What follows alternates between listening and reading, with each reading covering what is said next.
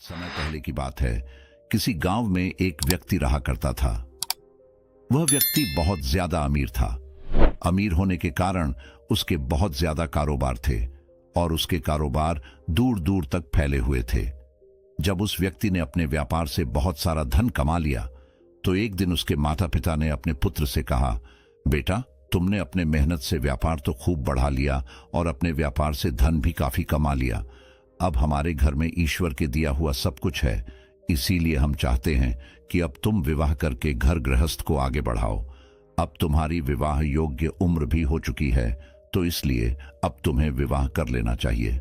अपने माता पिता की यह बात सुनकर वह लड़का कहने लगा कि अभी तो मुझे और ज्यादा पैसे कमाने हैं, अपनी जिंदगी में मुझे और ज्यादा सफलता हासिल करनी है और आप चाहते हैं कि मैं विवाह करके घर गृहस्थी में उलझ जाऊं। नहीं पिताजी, अब भी मुझे विवाह नहीं करना है। पहले जो के साथ साझा करते हैं तो आपका ऐसा करना बिल्कुल भी उचित। मैंने सपने देखे हैं, उसे मैं पूरा कर लूं, उसके बाद ही वह विवाह के बारे में सोचूं। फिर उसके माता पिता ने समझाया कि पुत्र, शादी तो प्रत्येक मनुष्य को करना ही होता है, क्योंकि शादी के बच्चा पैदा होने के बाद ही वंश आगे बढ़ता है और संतान उत्पत्ति के बाद ही मनुष्य पर जो पितृऋण होता है वह उससे मुक्त हो पाता है।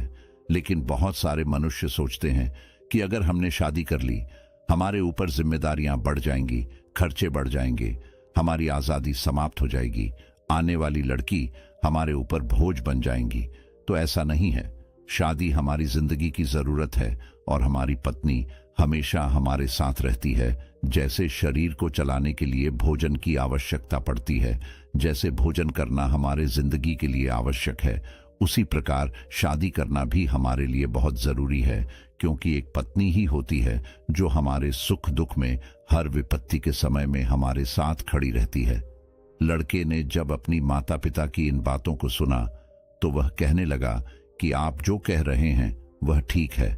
आप मेरे लिए कोई अच्छी सी लड़की तलाश करिए। जब तुम्हें कोई संस्कारी लड़की मिल जाए तो मुझे बता देना, मैं तुम्हारी पसंद की लड़की के साथ ही विवाह कर लूंगा। अपने पुत्र की यह बात सुनकर उसके माता पिता अत्यंत प्रसन्न हुए और अगले दिन ही अपने पुत्र के लिए पास के ही गांव में लड़की पसंद करने चले गए। जब लड़की पसंद आ गई तो उन्होंने तुरंत पंडित जी को बुलाया और शादी का दिन तय करा लिया।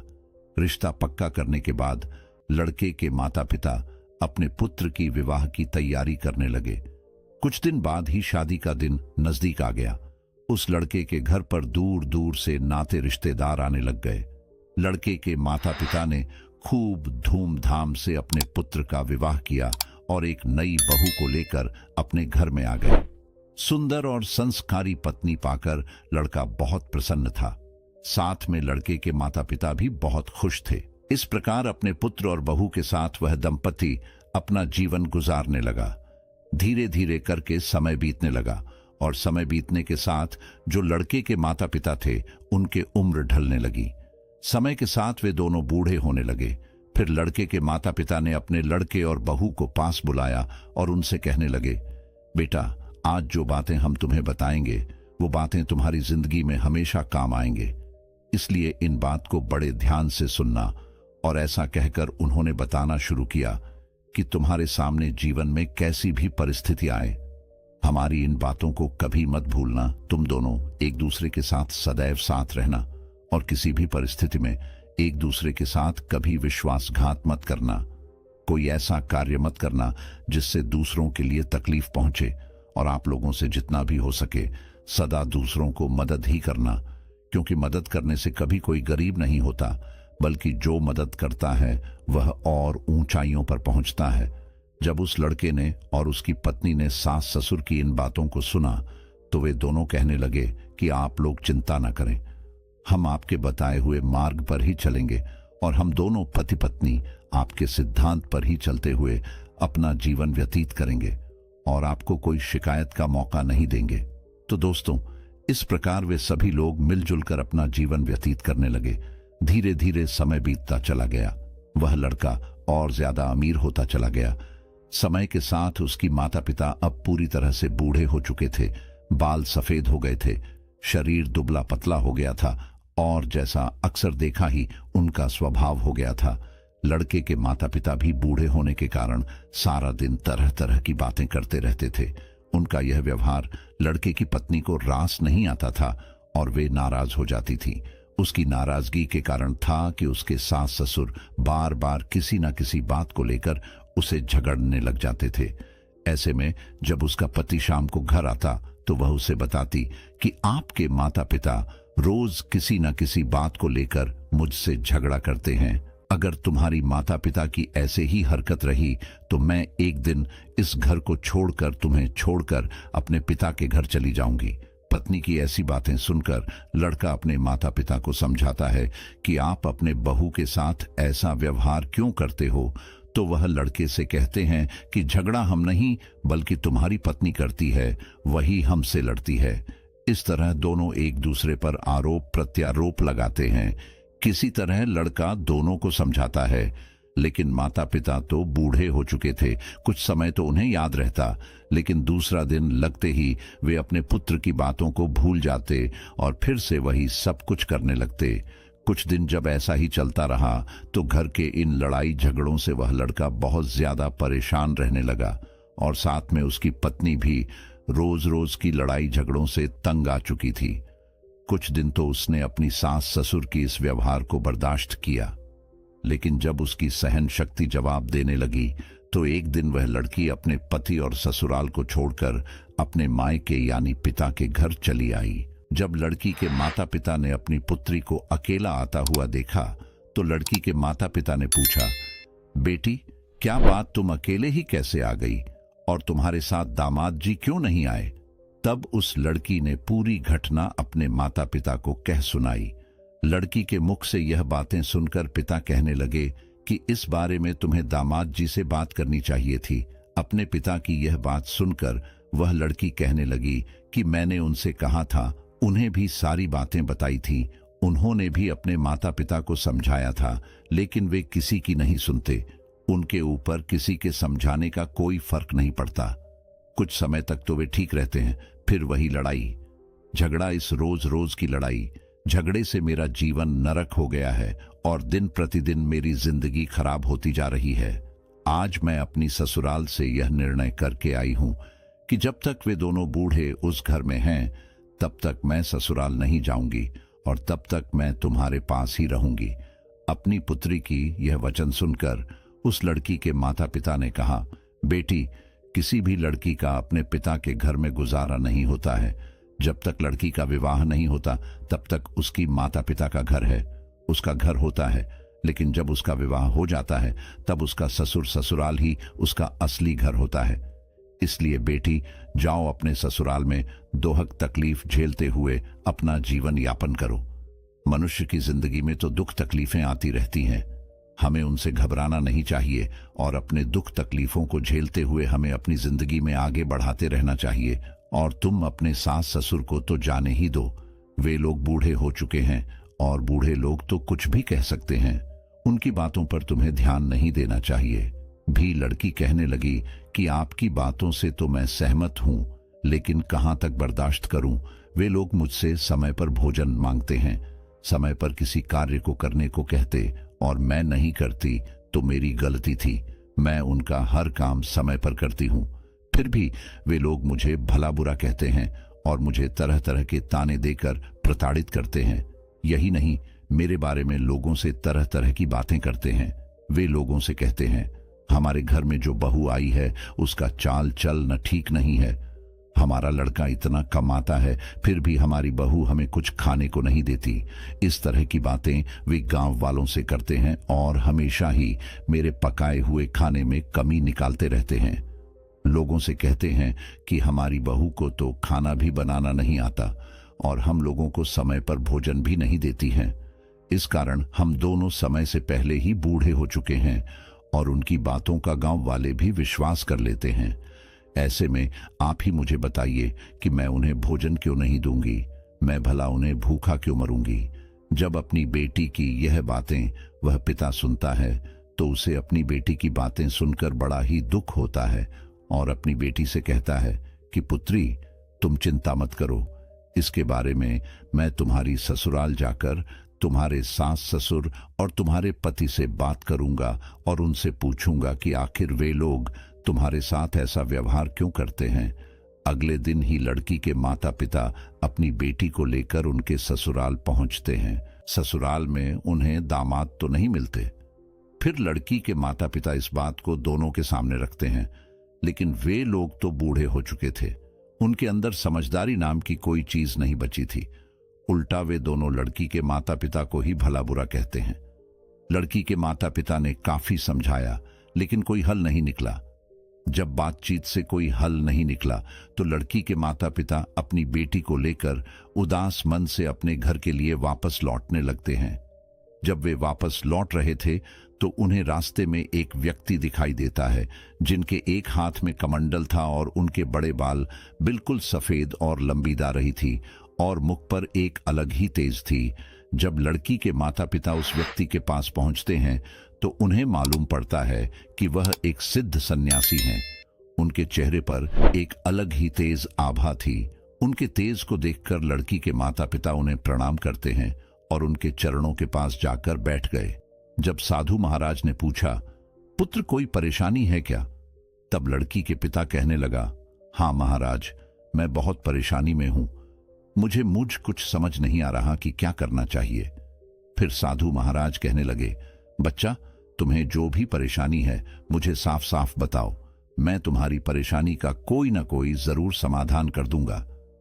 वह लड़की के पिता कहने लगा, गुरुदेव, कुछ साल पहले मैं अपनी बेटी की शादी बगल के गांव में करी थी, जिससे घर में मैंने अपनी बेटी के रिश्ता किया था।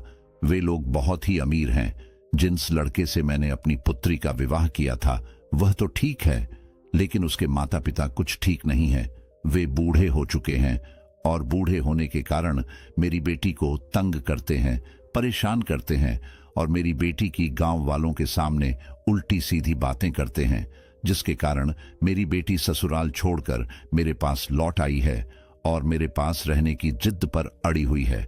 अब ऐसे में आप ही बताइए कि कोई भी पिता अपनी शादीशुदा बेटी का जीवन भला कैसे कतवा सकता है। लड़की के पिता की ऐसी बातों को सुनकर वह सिद्ध सन्यासी कहने लगे कि यदि ऐसी बात है तो तू मुझे उन लोगों के पास ले चलो। मैं उन्हें कुछ शिक्षा दूंगा, मैं उन्हें कुछ बातें बताऊंगा। यदि मैंने बताई बातें उनकी समझ में आ गई और उन्होंने अपने जीवन में उतार दिया तो उन बातों से आपकी बेटी भी हमेशा खुश रहेंगी और वे लोग भी सदैव प्रसन्न रहेंगे, क्योंकि उन्हें कभी किसी ने नहीं बताया कि बुढ़ापे में यह 4 बातें सदैव याद रखनी चाहिए। इसी कारण से उनकी यह दुर्दशा हो रही है और उसके साथ ही तुम्हारी बेटी और दामाद को भी मुसीबतों का सामना करना पड़ रहा है। जब लड़की के माता पिता ने सिद्ध सन्यास के इन बातों को सुना तो वे प्रसन्न हो गए और साधु महाराज को अपने साथ लेकर बेटी के ससुराल की ओर चल दिए। जब समधी के घर पहुंचे तो साधु महाराज ने लड़की के माता पिता और उस लड़की को घर के दरवाजे पर रुकने का इशारा किया और स्वयं घर के अंदर प्रवेश कर गए। घर के अंदर दोनों बूढ़े बैठे हुए थे। जब लड़की के माता पिता ने साधु महाराज को देखा तो दोनों खड़े हो गए और साधु महाराज को बैठने के लिए आसन दिया। फिर उस लड़के के माता पिता ने सिद्ध सन्यासी से खाने पीने के बारे में पूछा। उस साधु महाराज ने कहा कि मैं आप लोगों के घर पर जी भर के खाऊंगा, लेकिन उससे पहले तुम्हें मेरा एक काम करना पड़ेगा। सन्यासी की बात सुनकर वे दोनों बुजुर्ग व्यक्ति कहने लगे कि आपके हम सभी बात मान लिए, तैयार है, लेकिन पहले आप भोजन कर लीजिए। सिद्ध सन्यासी ने कहा, नहीं, पहले तुम मेरी बात को सुनो, उसके बाद ही आप अपने घर का भोजन मुझे करवाना। उसके बाद साधु महाराज कहने लगे कि मैंने सुना है कि आप लोग बूढ़े हो चुके हो और बूढ़े होने के कारण आप अपनी बहू को परेशान करते हो, साथ में आपकी बहू भी तुम्हें परेशान करती है।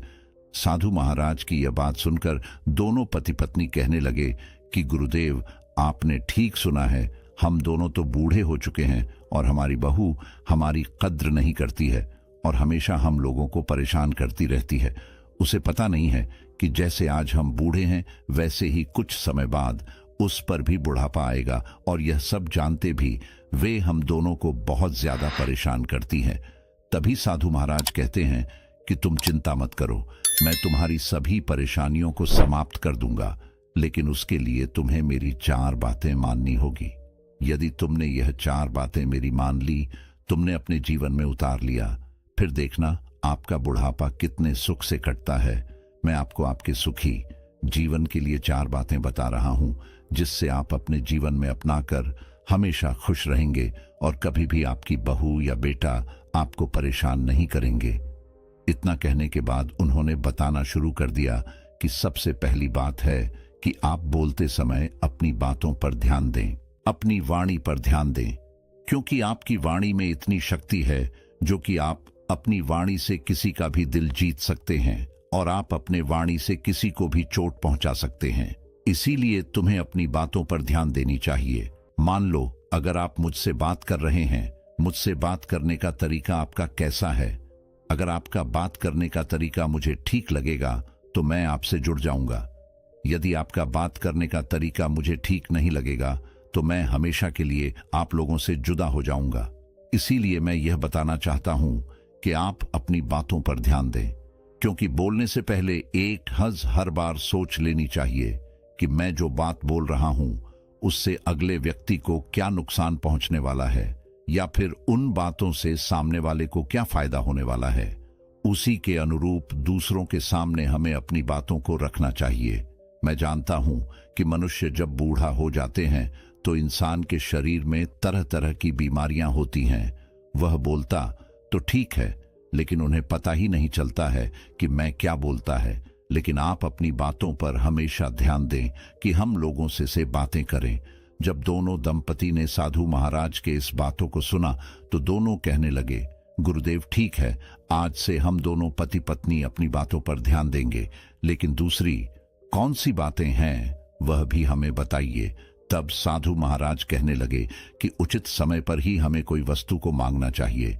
जैसे अगर आपको भूख लगी है और उस समय आपकी बहू खाना बना रही है, यदि उस समय आपने भोजन मांगा तो वह भोजन कहां से दे पाएगी? उस समय तो भोजन बनाया जा रहा है।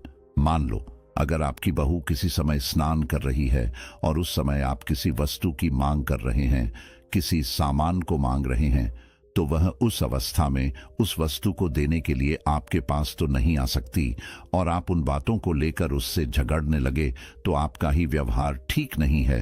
आपको यह समझना होगा कि बुढ़ापे में और जवानी में अंतर होता है। जवानी में हम दूसरों के लिए कमाते हैं, इस कारण दूसरों पर हमारा अधिकार होता है। जवानी में हम अपने आप में होते हैं।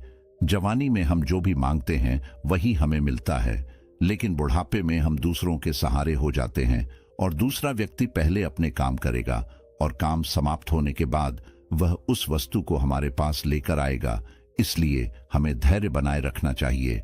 ऐसा नहीं है कि हमने अपने जबान से किसी बात को निकाला और तत्काल वह हमारे सामने आ जाए, कभी नहीं हो सकता।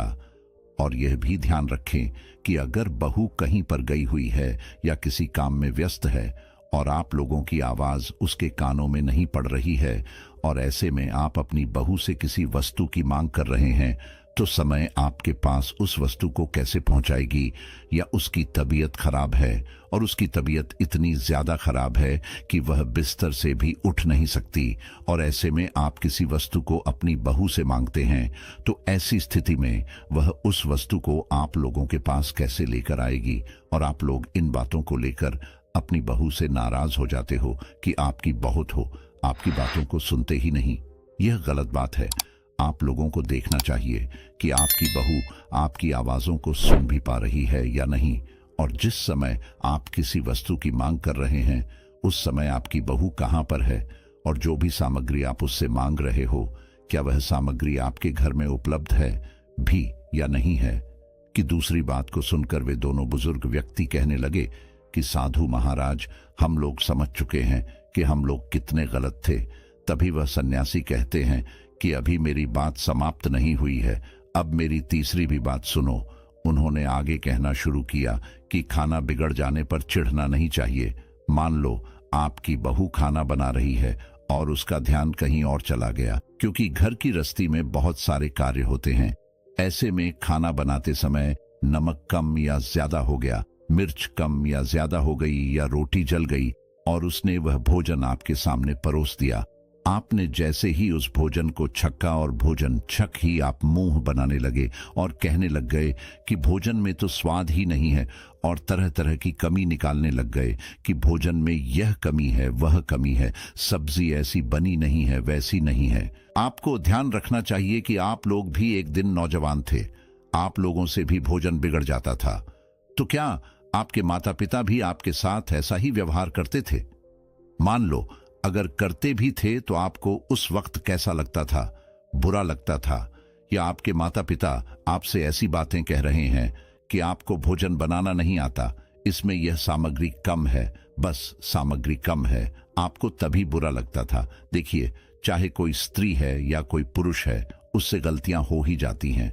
भोजन बनाने में थोड़ी बहुत गलती भी हो जाती है तो हमें उसे सह लेना चाहिए और अपनी बहू को बतानी चाहिए कि बेटी देखो, ये कमी है, आगे से ध्यान रखना, अगली बार इस तरह की गलती को दोबारा मत दोहराना। प्यार से कहिए, ऐसा सुनने में बहुत ही प्रसन्न रहेंगी और कहेगी कि हमारे सास ससुर बहुत अच्छे हैं और हमें समझा रहे हैं। लेकिन आप लोग तो हमेशा उसकी खाने से नई कमियां ढूंढते रहते हो और बताते हो कि इस चीज की कमी है, उस चीज की कमी है, इससे उसे भी तकलीफ होती है और आप लोग भी हमेशा चिढ़ते रहते हो। आपकी ऐसा करने से घर में कलही बनती है, इसलिए आगे से ध्यान रखना है कि भोजन यदि बिगड़ भी जाए तो आपको सह लेना है और प्यार से को बता देना है। ऐसे में बहू भी खुश हो जाएगी। सन्यासी की यह सारी बातें सुनकर वे दोनों पति पत्नी कहते हैं, गुरुदेव, इन तीनों बातों को तो हम अच्छे से समझ गए हैं, लेकिन वह चौथी बात क्या है जिसे आप हमें बताना चाहते थे? कृपया वह चौथी बात भी हमें बताइए। तब साधु महाराज कहते हैं, थोड़ा धीरज रखो, मैं चौथी बात भी बताऊंगा। और फिर उसके बाद वह कहते हैं कि वे चौथी बात है कि अपनी परिवार के हालातों को के बारे में कभी दूसरों को नहीं बताना चाहिए।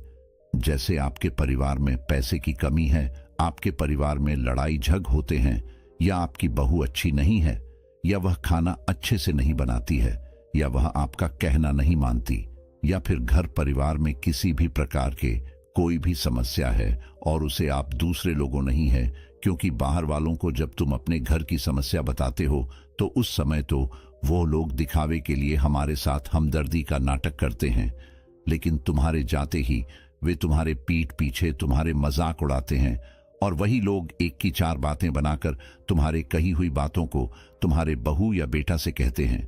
इससे घर में और ज्यादा कलह बन जाता है, जिसे हम आम भाषा में चुगली कहते हैं। आपने तो सुना ही होगा, इसके घर की बात उसके घर में कहना, इसकी समस्या उससे कहना, बढ़ चढ़ के उस बातों को बोलना। अधिकतर लोग तो आपके सामने आपसे हमदर्दी जताने के बहाना नाटक करेंगे, लेकिन आपके जाते ही आपके पीठ पीछे आपकी बुराई या आपकी चुगली इधर उधर करेंगे। इससे आपके घर में झगड़े सुलझाने की बजाय और भी बढ़ जाते हैं, समस्या और भी बढ़ जाती है। आपकी बेटे आपकी बहू से बेटे से, माँ के बारे में, पत्नी के बारे में पत्नी से, पति और सास के बारे में चुगली करेंगे, भड़का जाएंगे, कहेंगे कि आपकी सास ने ये कहा कि पति ने ये कहा। इससे घर में और ज्यादा कलह बन जाती है। यदि आप बहू और बेटा के बारे में खराब बात कहेंगे और निरंतर ऐसा करने से आप बेटा बहू की नजरों में गिर जाते हैं। दूसरों को अपनी घर की समस्या बताने से कुछ ठीक तो नहीं होगा, बल्कि आपके परिवार के ऊपर और भी समस्या बरेट जाएंगे। आपका ऐसा करने से आपका लड़का कहीं समाज में बोलने लायक नहीं रहेगा।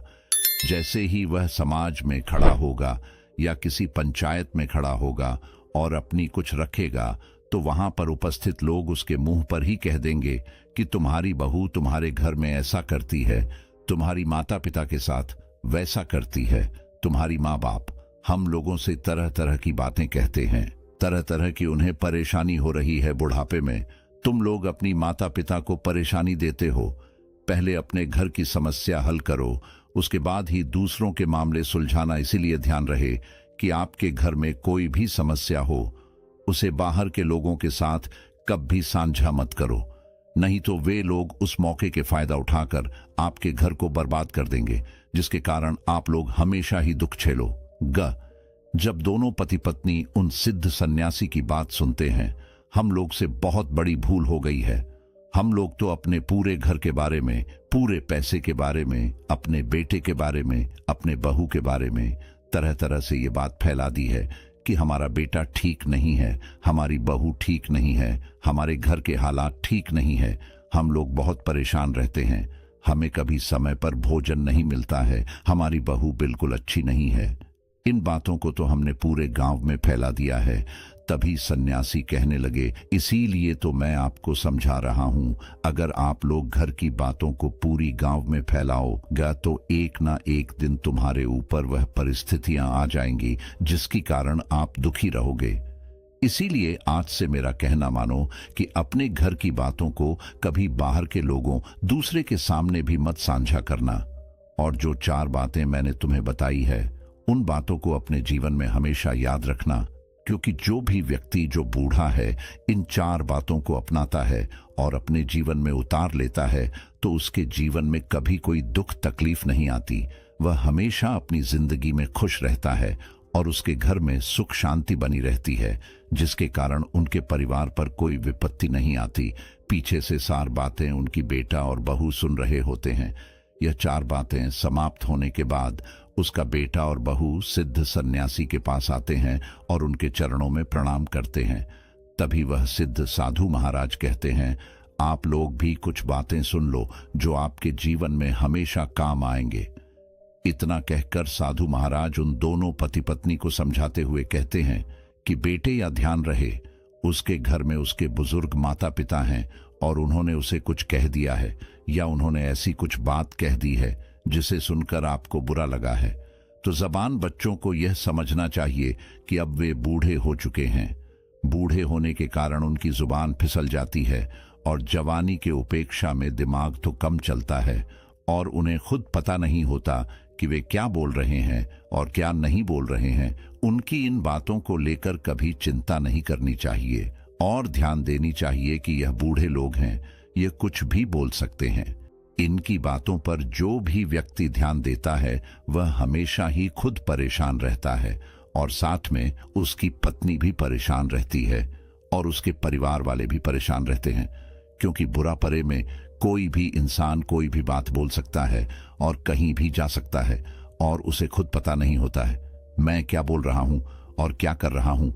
दूसरी बात, आप मान लो कि आपके माता पिता आपसे कोई बुरी बात कह दी है, आपको मार दी है, या फिर दिल पर कोई ठेस पहुंचने वाली बात कर दी है, या आपसे झगड़ा करने लग गए हैं, या फिर आपकी पत्नी से कुछ कह दिया है कि भोजन ठीक नहीं बना है, तो इस पर आप लोगों को छेड़ना नहीं है, बल्कि उनकी बातों को सुन लेना है, उनकी बातों पर आपको गौर करना है। अगर हमारी किसी गलती की वजह से हमें भोजन बनाने में कोई कमी हुई है तो पहले आपको उसे सुधारना है। अगर भोजन बनाने में कोई कमी नहीं हुई है। प्राचीन समय की बात है, एक बार गुरु अपने आश्रम में शिष्यों को प्रवचन दे रहे थे। वह उन्हें बुद्धि की महत्वता के बारे में समझा रहे थे। वह कह रहे थे कि जो मनुष्य बुद्धिमान होता है वह जीवन में कभी भी नहीं हारता है। वह हर परिस्थिति का डटकर सामना करता है। उसे कठिन से कठिन परिस्थिति भी विचलित नहीं कर सकती है। वहीं एक मूर्ख व्यक्ति जो होता है वह थोड़ी सी कठिन परिस्थिति आने पर भी विचलित हो जाता है और हार मान बैठता है। मूर्ख व्यक्ति को यह संसार और ज्यादा मूर्ख बनाता है, उनका खूब फायदा उठाता है। वहीं बुद्धिमान व्यक्ति किसी के झांसे में नहीं आते हैं, लोग उनका आसानी से फायदा नहीं उठा सकते। इसीलिए आप सभी को बुद्धिमान व्यक्ति जरूर बनना चाहिए, क्योंकि यह संसार बहुत नीच है, बहुत मतलबी है। यह बुद्धिहीन व्यक्तियों को जीने नहीं देता। इसीलिए अगर आपको धोखे, प्रेम या फिर किसी के द्वारा इस्तेमाल हुए जाने से बचना है तो आपको बुद्धिमान बनना पड़ेगा। अगर आप लोग बुद्धिमान नहीं बने और अगर मूर्ख रह गए तो यह दुनिया आपका बहुत ही ज्यादा फायदा उठाएगी, आपको कभी आगे नहीं बढ़ने देगी। मनुष्य चाहे कितना ही सुंदर क्यों ना हो, लेकिन अगर उसमें बुद्धि नहीं है तो उसकी सुंदरता किसी भी काम की नहीं है, क्योंकि उसको तो पता ही नहीं है कि वह अपनी सुंदरता का उपयोग कैसे करेगा। सोना बहुत कीमती होता है, लेकिन अगर आप उसकी कीमत को नहीं पहचान पाए तो वह आपके किसी भी काम का नहीं रहता है, क्योंकि मूर्ख लोगों के सामने सोना और पत्थर एक समान होता है, वह उनमें अंतर नहीं कर पाते हैं। लेकिन एक बुद्धिमान व्यक्ति भली प्रकार से समझता है कि सोने की और पत्थर की कीमत में क्या अंतर है। गुरु की बातें सुनकर उनमें से एक शिष्य खड़ा होता है और गुरु से कहता है कि गुरुदेव, आखिर हमें इस बात का पता कैसे चलेगा कि हम मूर्ख हैं या हम बुद्धिमान हैं।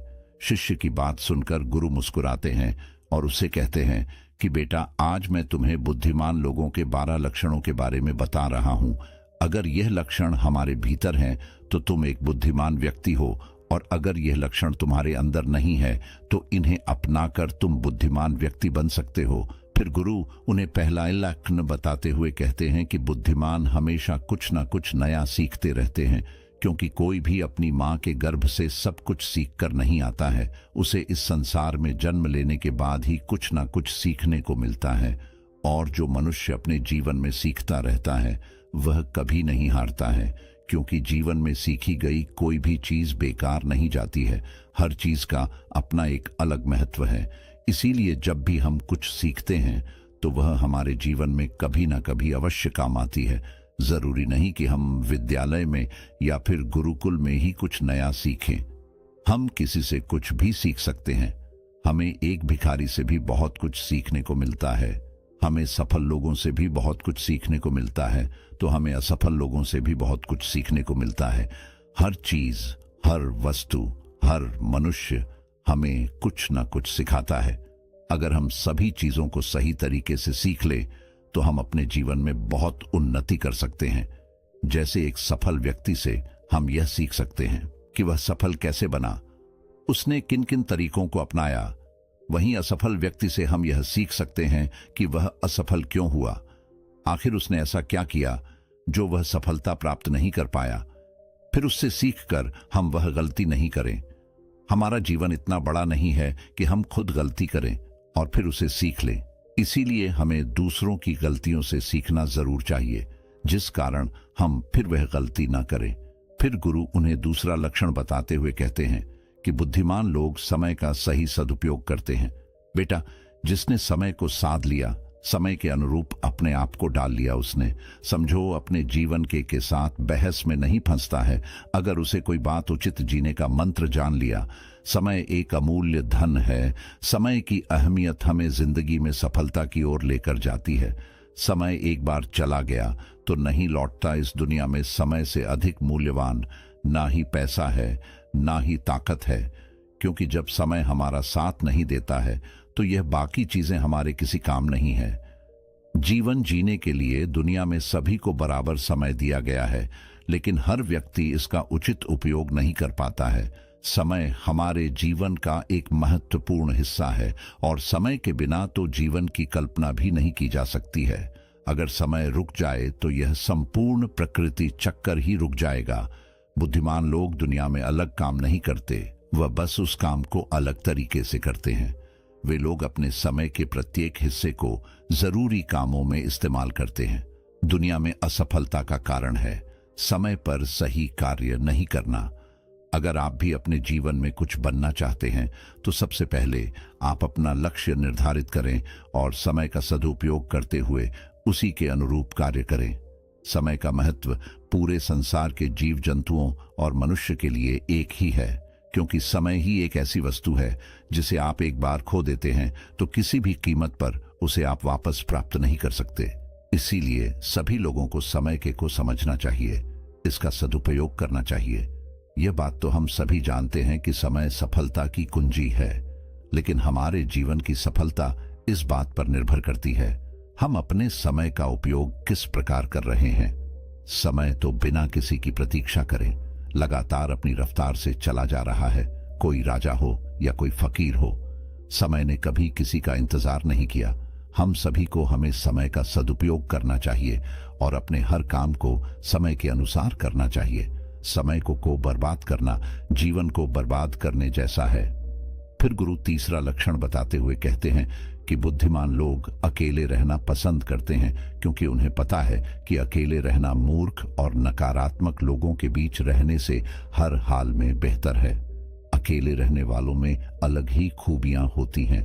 देखो बच्चों, हर इंसान में कुछ न कुछ खूबियां अवश्य होती हैं, लेकिन उस खूबी का पता हमें तभी चलता है जब हम अकेले में रहकर अपने साथ समय व्यतीत करते हैं। जो लोग लोगों के बीच फंसे हुए रहते हैं उनको अपनी खूबियों के बारे में कभी पता ही नहीं चल पाता है, क्योंकि वह दूसरों को देखकर उनके जैसा बनना चाहते हैं। लेकिन जो व्यक्ति अकेला रहता है वह किसी से प्रभावित नहीं होता है और वह वही करता है जो उसे अच्छा लगता है। अकेले रहने वाला व्यक्ति अपने खुद के निर्णय खुद लेता है और जो लोग भीड़ में रहते हैं वह लोगों से पूछ पूछ कर निर्णय लेते हैं, जो कि अक्सर गलत भी हो सकते हैं। जब हम किसी से कुछ पूछते हैं तो हमारे सामने बहुत सारी बातें आती हैं और उन बातों को सुनकर कभी कभी हमारे भीतर नकारात्मकता भी आ जाती है, जैसे कि इसमें तो यह खूबी है, ये मेरे अंदर क्यों नहीं है, इसने तो ऐसा कर दिया, ये मेरे से क्यों नहीं हो रहा है। और यही सोचकर फिर हमारा मन दुखी होता रहता है।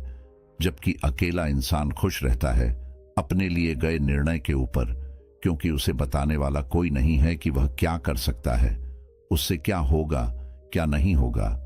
जो व्यक्ति अकेला रहता है वह अपने बारे में अच्छे से जान सकता है, वह अपने काम को अच्छी तरीके से कर सकता है, क्योंकि उसको भटकाने वाला उसके आसपास कोई भी नहीं है। अकेले रहने वाला व्यक्ति कभी भी किसी भी काम के लिए दूसरों पर निर्भर नहीं रहता है। वह अपने काम स्वयं करता है, जिससे उसके सभी काम समय पर पूरे भी हो जाते हैं, क्योंकि उनको इस बात का अच्छे से पता होता है कि यह दुनिया स्वार्थी है। अगर हम किसी से थोड़ी भी मदद लेंगे तो सामने वाला व्यक्ति हमें हमेशा वह गिनता रहेगा, इसीलिए वह कभी किसी का एहसान नहीं लेते हैं। फिर गुरु चौथा लक्षण बताते हुए कहते हैं कि बुद्धिमान लोग हमेशा कम बोलते हैं। कम बोलने का मतलब ये नहीं कि आप बात ही ना करें, कम बोलने से का मतलब ये है कि जितना जरूरी हो उतना ही बोला जाए। बुद्धिमान लोग ज्यादा सुनते हैं और बोलते कम हैं। वह उतना ही बोलते हैं जितने की आवश्यकता होती है। वह लोग चुपचाप बैठकर सामने वाले की बातों को अच्छे से सुनते हैं, फिर उसके ही अनुसार उसको जवाब देते हैं। जब हम किसी भी बात को ध्यान से सुनते हैं तो हमें उस बात से काफी कुछ नया सीखने को मिलता है। वहीं मूर्ख लोग बिना किसी बात के बक बक करते रहते हैं। वह सामने वाले की बात को सुनने की जगह अपनी बात सुनाने में ज्यादा विश्वास रखते हैं, जिससे उसे सामने वाले व्यक्ति से कुछ भी नया जानने का मौका नहीं मिल पाता है। कम बोलने वाला व्यक्ति कभी भी किसी के साथ बहस नहीं करता है। वह किसी नहीं लगती है तो वह वहां से चुपचाप निकल जाता है। वहीं मूर्ख व्यक्ति और ज्यादा बहस करने लगता है और फिर वह इसी बहस में वह कुछ ऐसा बोल जाता है जो उसे ही बोलना चाहिए था, और फिर वह उसके मुसीबत का कारण बन जाती है। बुद्धिमान लोग उतना ही बोलते हैं जितनी आवश्यकता होती है, जितना उचित होता है। वह कम शब्दों में अपनी बात को पूरा कर देती है, जिससे सामने वाले व्यक्ति उसकी बातों पर ज्यादा ध्यानपूर्वक सुनते हैं। वहीं मूर्ख व्यक्ति एक ही बात को बार बार बोलता रहता है, जैसे लोग उसकी बात पर ध्यान नहीं देते हैं और ना ही उसकी बात को सुनना पसंद करते हैं। शब्द वह हथियार है जिससे हम लोगों को अपनी तरफ आकर्षित करते हैं। शब्दों के साथ खेलकर हम किसी का भी मन जीत सकते हैं और यह कला बुद्धिमान लोगों में बखूबी होती है।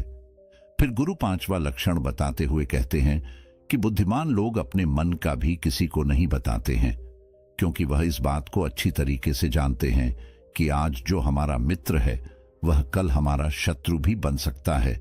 इसीलिए वह अपने खुद की बातें, अपनी कमजोरियां, अपने घर परिवार की बातें किसी को नहीं बताते हैं।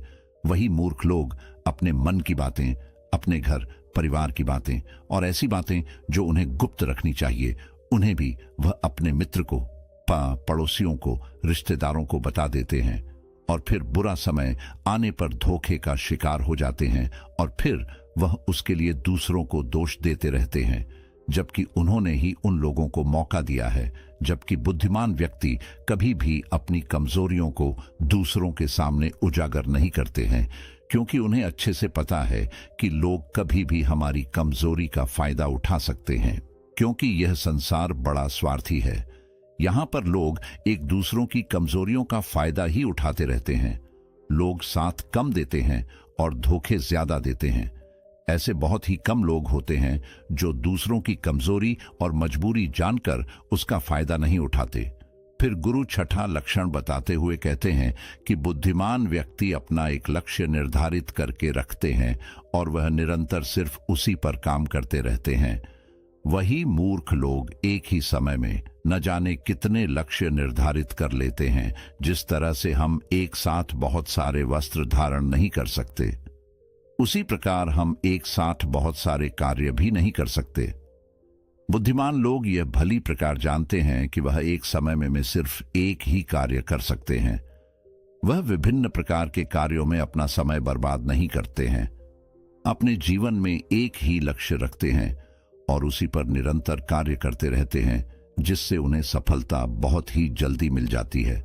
वहीं मूर्ख लोग बहुत सारे लक्ष्य से निर्धार कर लेते हैं और फिर नतीजा यह होता है कि उनका एक भी लक्ष्य पूर्ण नहीं हो पाता है, क्योंकि जब हम एक साथ बहुत सारे लक्ष्य पर कार्य करते हैं तो हमारा जो समय होता है उनमें बराबर बराबर बढ़ जाता है, जिससे हमारा एक भी काम पूरा नहीं होता है और फिर हम हर कार्य को अधूरा ही छोड़ देते हैं।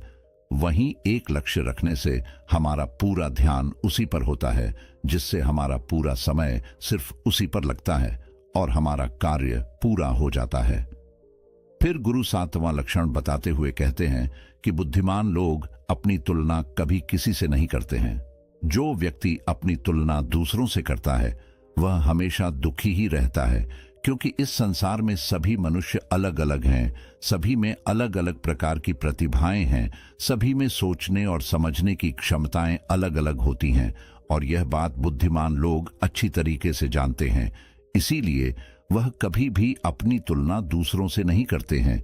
जिस प्रकार से एक आम का पौधा सभी प्रकार के फल नहीं दे सकता है, वैसे ही एक मनुष्य में सभी प्रकार के गुण मौजूद नहीं है। सभी में अलग अलग प्रकार के गुण, अलग अलग प्रकार की प्रतिभाएं मौजूद होती है और वह उन गुणों के अनुसार ही सफल बन पाता है। लेकिन मूर्ख लोग अपनी तुलना दूसरों से करते रहते हैं कि उसके पास तो इतना बड़ा घर है, मेरे पास क्यों नहीं है, उसने तो यह कर लिया, मैं क्यों नहीं कर पा रहा, उसने व्यापार में इतनी बड़ी सफलता हासिल कर ली, लेकिन जब भी मैं व्यापार करता हूं तो मुझे तो नुकसान ही नुकसान होता है। यही सब नकारात्मक बातें उसे फिर कभी सफल नहीं होने देती हैं। अपनी तुलना दूसरों से कर कर वह फिर दुखी होता रहता है और अपने भीतर के गुण को कभी नहीं पहचान पाता है कि उसमें क्या गुण है। वहीं बुद्धिमान व्यक्ति अपनी तुलना कभी किसी से नहीं करता है। वह दूसरों को देखकर दुखी नहीं होता है, बल्कि उनसे सीखकर आगे बढ़ता है और अपने स्वयं की प्रतिभा को पहचान कर सफल बनता है। फिर गुरु आठवां लक्षण बताते हुए कहते हैं कि बुद्धिमान लोग कभी भी दूसरों पर निर्भर नहीं रहते हैं। वह ना किसी से उम्मीद रखते हैं। बुद्धिमान लोग अपने काम को स्वयं पूरा करते हैं।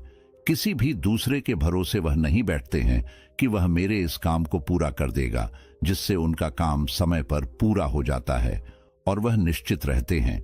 वही मूर्ख लोग अपने अधिकतर कामों के लिए दूसरों पर निर्भर रहते हैं। वह यह उम्मीद लगाकर बैठ जाते हैं कि मेरे इस काम को वह पूरा कर देगा, और जब उनका काम समय पर पूर्ण नहीं होता है तो वह चिंता में पड़ जाते हैं, दुखी हो जाते हैं और उनका पूरा काम बिगड़ जाता है। इस संसार में किसी के पास भी इतना समय नहीं है कि वह दूसरों के काम को पूरा करे। सभी लोग अपने अपने कार्यों में व्यस्त रहते हैं। अगर आप उम्मीद खुद से रखोगे तो आपका हर काम समय पर पूरा होगा, और अगर दूसरों से रखोगे तो सारे काम अधूरे रह जाएंगे। बुद्धिमान लोग कभी किसी का एहसान नहीं लेते हैं और ना ही किसी से उम्मीद रखते हैं। वह अपने काम स्वयं पूरे करते हैं।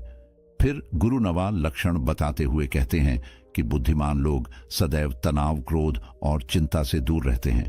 क्रोध मनुष्य का सबसे बड़ा शत्रु होता है और क्रोध में लिया गया हर फैसला गलत होता है। क्रोध में मनुष्य अपने आप में नहीं रहता है। वह ऐसे गलत काम कर बैठता है जिसका पछतावा उसे क्रोध खत्म होने के बाद होता रहता है।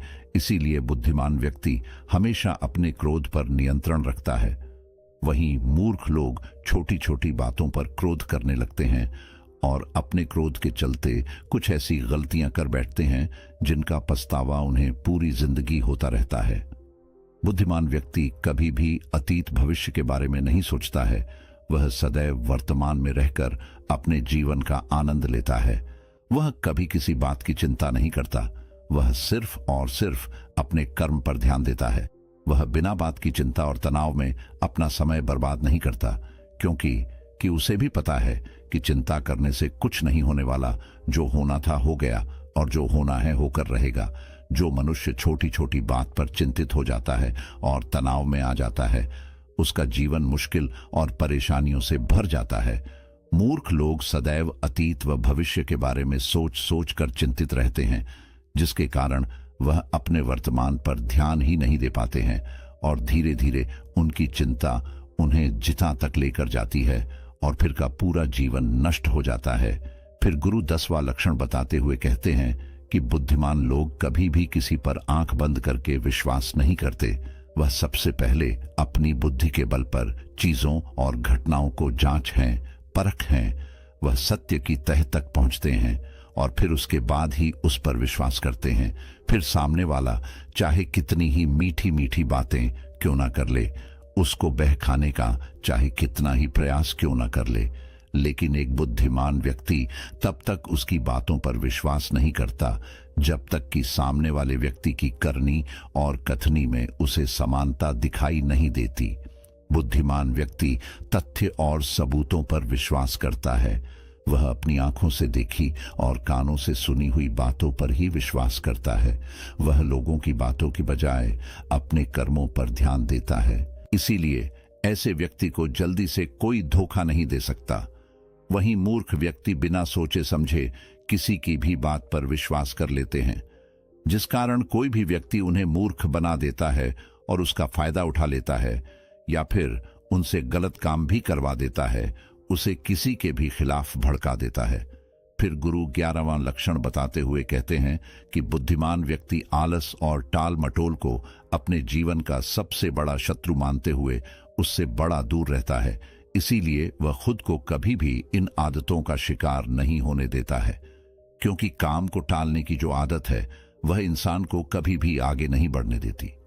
यह वह मानसिक बीमारी है जो कि ज्यादातर लोगों में पाई जाती है और उनकी सफलता का जो सबसे बड़ा कारण है वो यही होती है।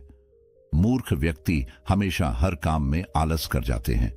वह हर काम को कल पर टाल देते हैं, जिस वजह से उनका कल जो है वह कभी नहीं आता है और ऐसा करते करते उनकी आधी उम्र निकल जाती है और जब तक उन्हें होश आता है तब तक बहुत देर हो जाती है।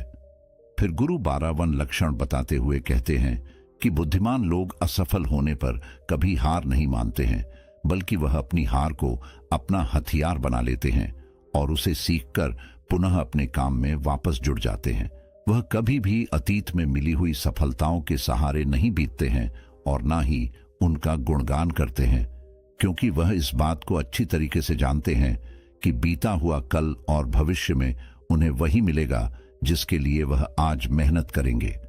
असफलताएं बुद्धिमान लोगों को थोड़ी देर के लिए दुखी तो कर सकती हैं, लेकिन उन्हें कभी विचलित नहीं कर सकती, क्योंकि बुद्धिमान लोग यह जानते हैं कि सफलता कुछ ही नहीं होती है, बल्कि सफलता से पहले मिलने वाली सीख है, जो उन्हें उनकी गलतियों के बारे में, उनकी कमियों के बारे में बताती है, जिनसे सीख लेकर वह अगली बार और भी अच्छी तरीके से तैयारी कर सकते हैं।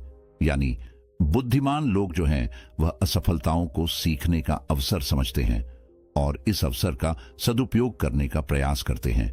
वहीं मूर्ख लोग अपनी असफलताओं से घबरा जाते हैं और हार मान लेते हैं, फिर डर के मारे उस काम को वहीं पर छोड़ देते हैं, जैसे से वह सफलताओं से कोसों दूर रह जाते हैं। तो चलिए बढ़ते हैं दूसरे कहानी की तरफ। एक समय की बात है, एक राजा ने अपने मंत्री से कहा कि मंत्री जी, आपको क्या लगता है, क्या मैं इस नगर का सबसे बुद्धिमान व्यक्ति हूं? अब मंत्री तो राजा के पास नौकरी करता था, तो उसने कहा कि राजा साहब कैसी बात करते हैं, आप नगर के राजा हैं तो सबसे बुद्धिमान नहीं हुए। राजा ने कहा, नहीं मंत्री जी, राजपाठ तो मुझे विरासत में मिला है, लेकिन बुद्धि विरासत में नहीं मिलती। सच बात बताओ मंत्री जी, क्या मैं बुद्धिमान हूं? तो मंत्री जी ने कहा, नहीं राजा साहब, आप इस नगर के सबसे बुद्धिमान व्यक्ति नहीं हैं। ये बात सुनकर राजा को थोड़ा सा गुस्सा आया, लेकिन राजा ने गुस्सा किया नहीं, क्योंकि राजा को पता था कि बुद्धिमान व्यक्ति कभी गुस्सा नहीं करता है। राजा ने अपने मंत्री से कहा कि मंत्री जी, तो फिर बताओ कि बुद्धिमान आदमी कैसा होता है। तो मंत्री ने कहा कि राजा साहब, मैं बुद्धिमान तो कोई हूं नहीं। इस नगर में बहुत सारे बुद्धिमान लोग होंगे, लेकिन हमें उनको ढूंढना पड़ेगा। तो राजा ने कहा कि ठीक है, इसमें ढूंढने की क्या जरूरत है, हम यहाँ के राजा हैं। आप नगर में ढंडोरा पिटवा दीजिए कि जो बुद्धिमान आदमी हो वह हमारे राज्य में आ जाए। उसको राजा साहब बुला रहे हैं। यह बात सुनने के बाद मंत्री जी कह हैं कि राजा साहब, बुद्धिमान आदमी कभी भी अपने आप को बुद्धिमान नहीं कहता है, इसीलिए अगर हम ढंडोरा पिटवा भी देंगे तो हमारा महल मूर्खों से भर जाएगा, क्योंकि मूर्ख आदमी ही अपने आप को बुद्धिमान कहवा और वह अपने आप को बुद्धिमान साबित करने के लिए यहाँ आकर अनाप शनाप बातें करेगा। इसीलिए हमें कोई और रास्ता ढूंढना होगा। उसके बाद मंत्री जी रात भर सोचते हैं कि ऐसा कौन सा तरीका हो सकता है जिससे कि बुद्धिमान आदमी हमारे राजा के पास आ जाए। दूसरे दिन मंत्री जी राजा के पास जाते हैं और कहते हैं कि राजा साहब, आपके लिए मेरे पास एक बहुत अच्छी तरकीब है। यदि हम यह तरीका अपनाते हैं तो बहुत ही जल्दी बुद्धिमान आदमी हमारे पास आ जाएगा और हम उसे पकड़ लेंगे। राजा ने कहा कि ठीक है, बताओ कौन सा तरीका है। मंत्री जी ने कहा कि हम पूरे नगर में एक ढंडोरा पिटवा देते हैं कि जो कोई भी व्यक्ति हमारे राजा ने जो कभी ना सुनी हो ऐसी बात हमें आकर बताएगा तो हम उसको 1000 मोहरे देंगे। ये सुनने के बाद राजा थोड़ा हैरान सा हुआ। राजा ने कहा, मंत्री जी, आप क्या चाहते हैं कि हम कंगाल हो जाएं? ऐसी तो बहुत सारी बातें हैं जो हमने सुनी नहीं है, और कोई व्यक्ति आकर हमें यह बातें बताएगा तो हमें 1000 मोहरे देनी होंगी, और भला वह व्यक्ति बुद्धिमान कैसे हो सकता है। मंत्री जी ने कहा कि कोई बात नहीं राजा साहब, इसका भी एक तरीका है। अगर हमें कोई भी नई बात बताएगा तो हम कह देंगे कि यह बात तो हमने पहले से सुन रखी है, और यदि हम ऐसा कह देंगे तो हमें 1000 मोहरे नहीं देनी होंगी। लेकिन जो बुद्धिमान आदमी होगा वह हमसे कोई नई बात नहीं करेगा, बल्कि वह आदमी मोहरे पाने के लिए कुछ ऐसा तरीका अपनाए कि हमारे पास कोई और रास्ता ही नहीं बचेगा और हमें वह 1000 मोहरे देनी ही पड़ेगी। यदि कोई ऐसा आदमी हमारे सामने आएगा तो हम उसे पकड़ लेंगे, क्योंकि वही आदमी बुद्धिमान होगा। उस राजा ने पूरे राज्य में ढंडोरा पिटवा दिया तो बहुत सारे लोग आने लगे। राजा को नई नई बातें बताते हैं। हर बात को सुनकर राजा यही कहता है कि भाई, यह बात तो मैंने सुनी हुई है। दूसरे राज्यों से भी लोग आने लगे हैं, क्योंकि 1000 मोहरों की लालच में बहुत सारे लोगों ने अलग अलग बातें बताई। कोई आदमी बहुत पुरानी बात बताता तो कोई व्यक्ति बहुत ही दूर की बात बताता, लेकिन हर बात को सुनकर राजा यही कहता कि यह बात तो मैंने पिछले साल ही सुनी है, यह बात तो मैंने अपने पिताजी से सुनी है। ऐसे करते करते बहुत लोग आए और हर आदमी की बात सुनने के बाद राजा यही कहता कि यह बात तो मैंने सुन रखी है। थोड़े दिन बाद एक साधु राजा के दरबार में आता है और कहता है कि राजा साहब, क्या नई बात बताने पर आप यहाँ पर मोहरे बांटते हैं? राजा ने कहा, हाँ, हम कोई नई बात बताने पर उसको मोहरे देते हैं, लेकिन बात ऐसी होनी चाहिए जो हमने कभी सुनी ना हो। साधु ने कहा कि ठीक है राजा साहब, ये बात मैंने अपने दादाजी से सुनी थी। मेरे दादाजी बताया करते थे कि हमारे परदादा के पास बहुत ज्यादा धन था, और आपके परदादा जो पृथ्वी सिंह थे वह यहाँ के राजा थे।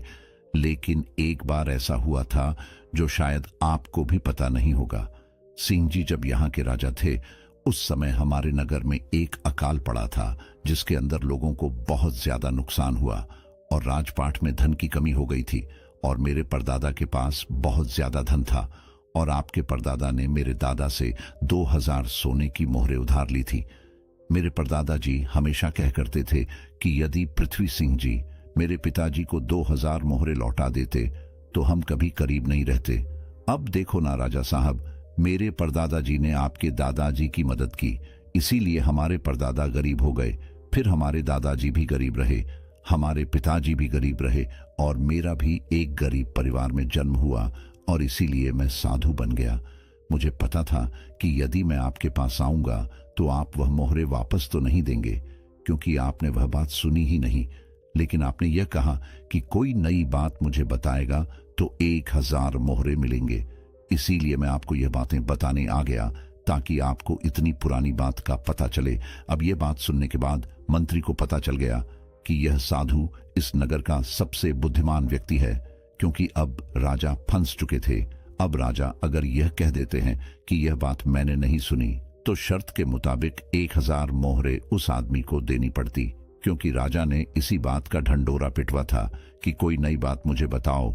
और यदि राजा यह कह दे कि यह बात तो मैंने पहले से सुन रखी है, तो फिर तो 2000 मोहरे उसे वापस लौटा आनी पड़ेगी। अब राजा भी समझ चुका था और मन ही मन हंस भी रहा था कि बुद्धिमान आदमी ने किस तरह हमें फंसाया है। उसके बाद राजा उस साधु के चरणों में गिर पड़ा और कहा कि साधु बाबा, हम तो यह देखना चाहते थे कि हमारे नगर में सबसे बुद्धिमान आदमी कौन है। मेरे और मंत्री जी के बीच में एक शर्त लगी थी कि हमारे राज्य में मेरे से भी ज्यादा कोई बुद्धिमान आदमी है तो हम उस बुद्धिमान आदमी को पकड़ लेंगे, और देखो हमने आपको पकड़ लिया। उसके बाद सारी बात साधु को भी समझ में आ गई थी। साधु ने कहा कि राजा साहब, मैं तो बस इस होड़ को खत्म करना चाहता था। मुझे जब पता चला कि आप मोहरे बांट रहे हो तो पूरे नगर में किस तरह की भागदौड़ मच गई। सब लोग अपना काम छोड़कर इस काम में लग गए। अब देखो ऐसा कितना दिन चलेगा। यदि वह अपना काम छोड़कर इस काम में लगे रहेंगे तो हमारे राज्य का क्या हाल हो जाएगा। मैं तो बस इस बात को खत्म करना चाहता था, इसीलिए मैंने यह तरकीब अपनाई। उसके बाद वह राजा कहते हैं, साधु बाबा, लेकिन एक बुद्धिमान आदमी होता कैसा है? कौन से गुण होते हैं जो उसे बुद्धिमान बनाते हैं?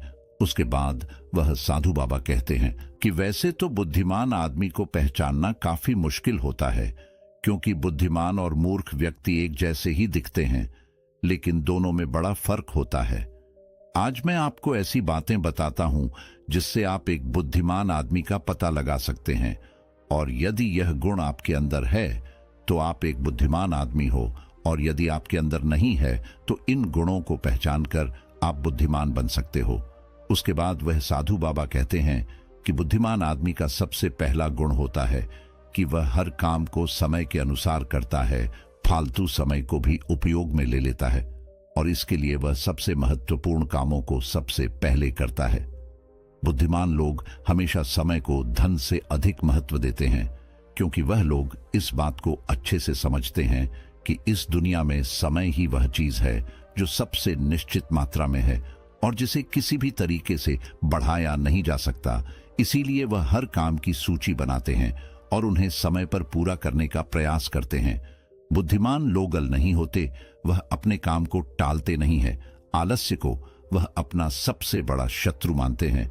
वह खुद को इन आदतों का शिकार कभी नहीं होने देते। काम को टालने की आदत है जो इंसान को कभी आगे नहीं बढ़ने देती। दूसरा गुण जो बुद्धिमान व्यक्ति की पहचान होता है वह होता है कि उसको किसी से कोई शिकायत नहीं होती।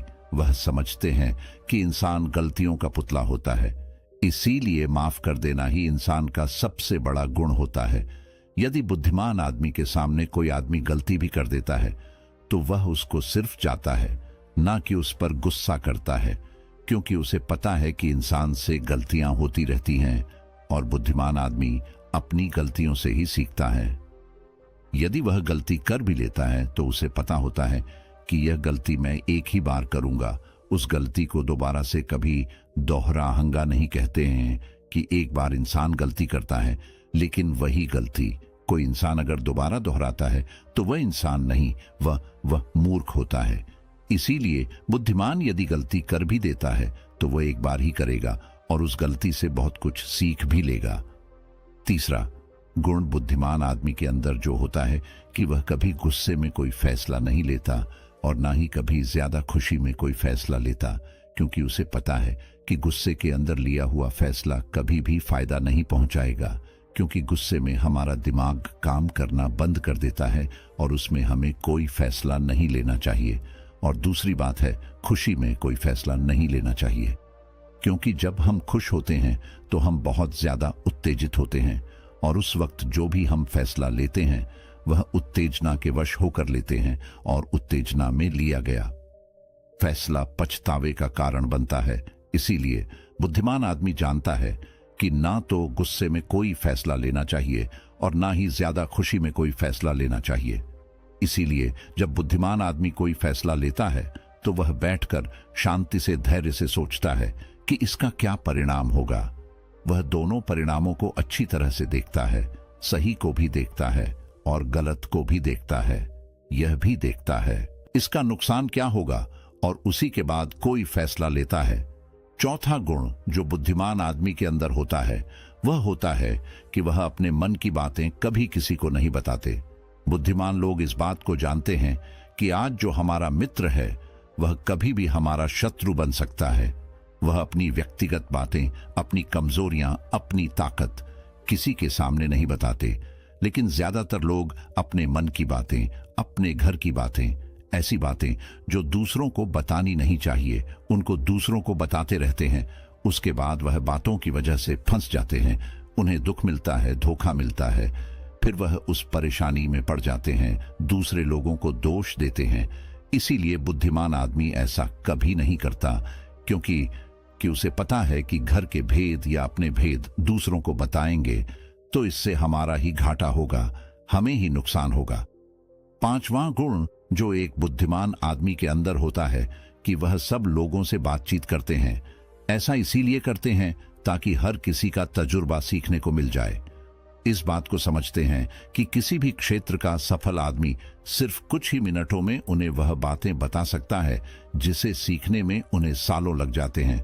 एक बुद्धिमान आदमी सफल व्यक्ति के साथ साथ उसकी असफलताओं से भी सीखता है और उन सभी बातों पर अमल करता है जो उसके सीखने लायक होती हैं, क्योंकि एक व्यक्ति यदि अपने जीवन में सीखने की कोशिश करता है तो उसकी उम्र कम पड़ जाती है। यह चाणक्य ने भी कहा है। इसलिए हमें दूसरे लोगों से सीखना चाहिए, उनके अनुभवों से सीखना चाहिए, उनकी सफलताओं से भी सीखना चाहिए और उनकी असफलताओं से भी सीखना चाहिए। छठा गुण जो बुद्धिमान आदमी की पहचान होती है वह यह कि यदि वह कोई भी कार्य शुरू करते हैं तो उस कार्य के पूरा होने तक किसी को भी नहीं बताते। लेकिन जो बुद्धिहीन लोग होते हैं वह काम शुरू करने से पहले ही ढंडोरा पीटना शुरू कर देते हैं।